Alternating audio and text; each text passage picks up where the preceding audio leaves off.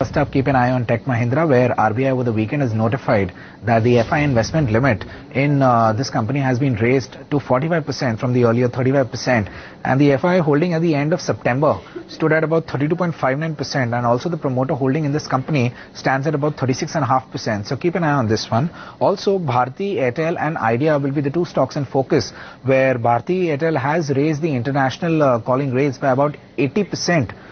With effect from October 10th this month, and also Idea has also hiked their ISD rates by about 25%. Both of them say that this move has been taken to counter the rupee depreciation, and this comes after we've already seen consolidation and hardening of prices in the domestic calling rates. Also separately, the Department of Telecom has awarded Idea a unified license in 7 circles, which include states such as Assam, West Bengal, Kolkata, the Northeast India, Tamil Nadu, Jammu and Kashmir and Odisha. And lastly, also Wockhardt will be in focus as UK's Pharma, Medical and Health Regulatory Agency, that is UK MHRA,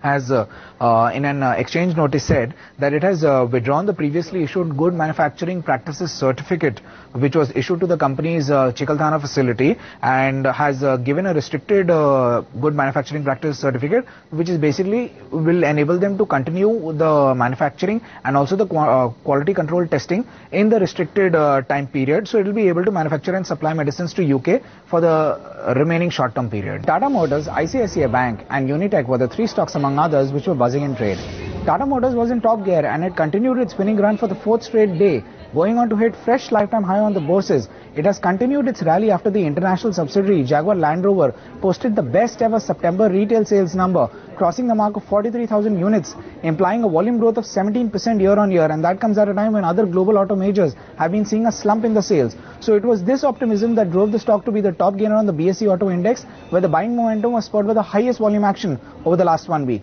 Next one was ICICI Bank, which rallied more than 5% amongst other private as well as PSU banks, and the rally was largely triggered by RBI's move, which has now allowed the banks to raise funds through global multilateral institutions until November 30 for general banking purposes such as domestic lending and not for capital enhancement. But this move is positive for all the banks because not only will it help ease the cost of funds via overseas borrowings, it will also help prop up the rupee. So on the back of this, it turned out to be the top gainer on CNX Bank Nifty, and the volume action was at a 3-week high. Lastly, Unitech surged more than 7% amid other realty stocks after the market regulator, SEBI, announced the draft guidelines to set up real estate investment trust, where the REIT structure will basically allow all the property developers, most of which are debt-laden, to monetize their assets via listing them into separate entities. And this is something which was welcomed by all the property developers, as it would enable and usher in fresh capital in the sector via a regulated network. So on the back of this, it turned out to be the top gainer on BSE Realty Index, and the volume action was at a 2-month high.